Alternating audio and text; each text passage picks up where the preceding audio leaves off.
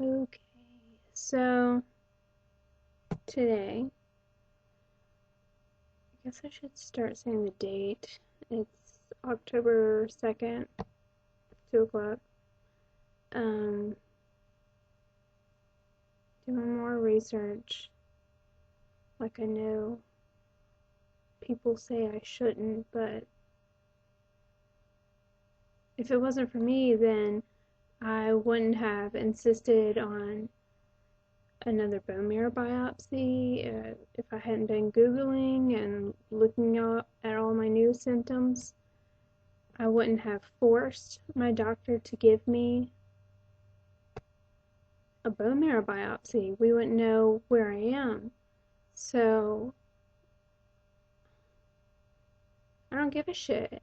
I don't give a shit when anybody says you've got to take your own health care in your own hands.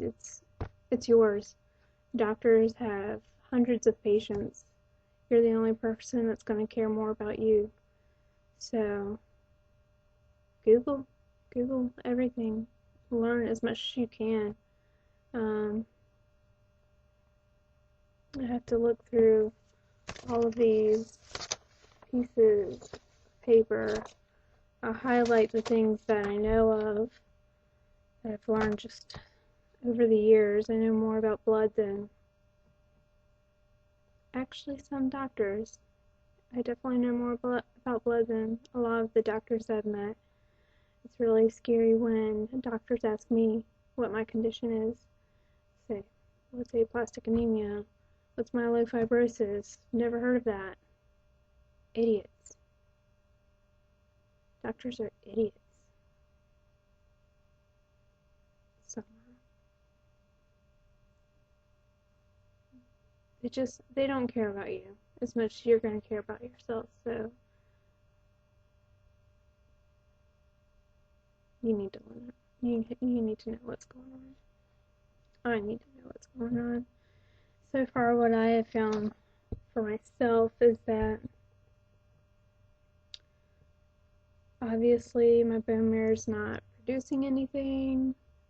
It's probably being crowded out by scar tissue. So there's just hardly any marrow to produce anything, and then what it can produce is hardly any blood. I'm so tired. I've never been more tired. And I've been through 2 pregnancies. One with aplastic anemia. This is like nothing I've ever felt. And I used to do drugs. This is not like any crash or anything. If anybody can relate to being this tired or being tired in those ways, this is more than that. I take a lot of naps at work. I am the only one in my office right now, so yeah, totally sleeping under my desk. I kind of feel like a rebel. Eric has been helping a lot with the kids. So thankful. I wouldn't be able to do it without him.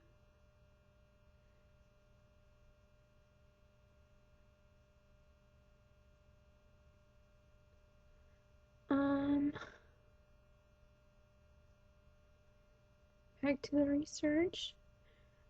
I am so scared. You know, as I've said before, there's a genetic mutation. It is specifically on the long arm of the chromosome 13. 15 cells display that out of 20.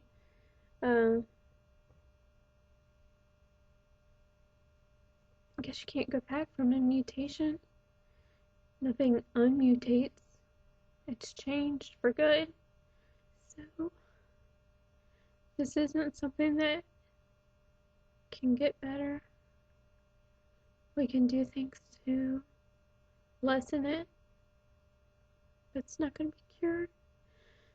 And everybody's trying to be so hopeful. bone marrow transplant will fix it. Well, no, it won't. It's not gonna fix chromosomes that have changed in my body.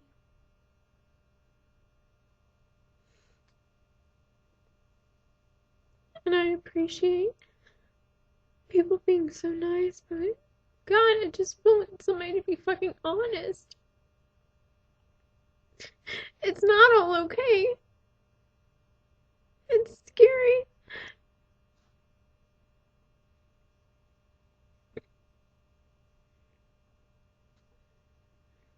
I can be strong. I'm not gonna tell myself that, this is the end of the road, and I don't have to be so negative and depressed about it, but I think a little honesty goes a long way. I just want someone to talk to. Someone that's not gonna sugarcoat everything. Someone that's not gonna say, I don't know what to say. I want someone to say, God, that sucks. I want someone to be there. Someone to know what it's like.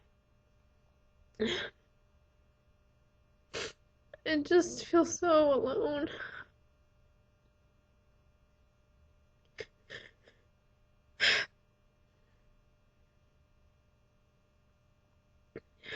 I haven't talked to my family in almost a week now. And what sucks is that no one's called. I know something's wrong. I've told them the very bare minimum. I shouted it at my mom just because I was tired of protecting her from being worried. It's kind of a backlash, I guess. She doesn't even fucking care enough to call to find out more. Even if she did, she'd probably just be like, this is what's happening to me. This is my daughter going through this. God, the world sucks for me.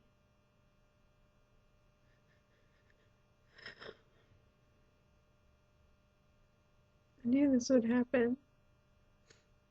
If I tell anybody, they just cry. I'm not trying to be heartless. It's people caring about me, but I can't deal with everybody else's emotions when I'm stressed the fuck out. Maybe that's selfish. Eric asked me if it's okay for him to be scared and be strong for me. Absolutely. There's definitely a way to balance that, to be there for someone that you love and be scared. It's a great thing to be able to talk to them and let that person know that they have someone to talk to and are comfortable talking about those things, about the details and the scary things and your fears, but at the same time, I can't talk to him. I can't talk to anyone. I don't even know if I'll get to spend this Christmas with my boys. I don't know if I'll get to live long enough for them to even remember me.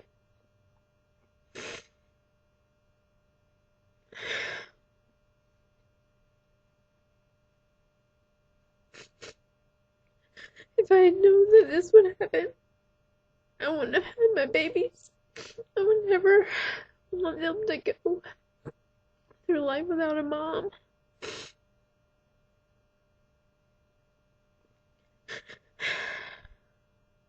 I knew something was wrong.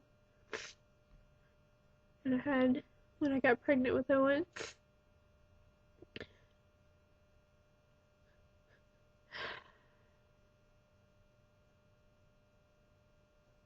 In retrospect, I considered the consequences of having a baby with aplastic anemia. I actually didn't know that I had aplastic anemia when I conceived him, but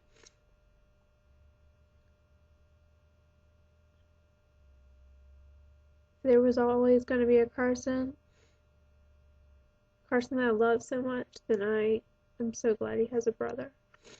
So everything's worked out wonderfully in that respect.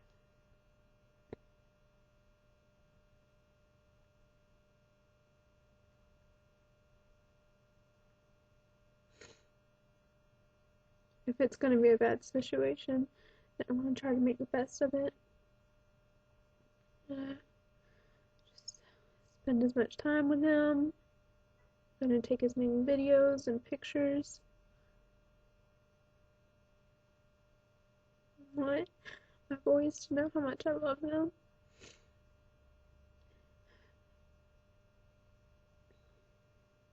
That's all I can do.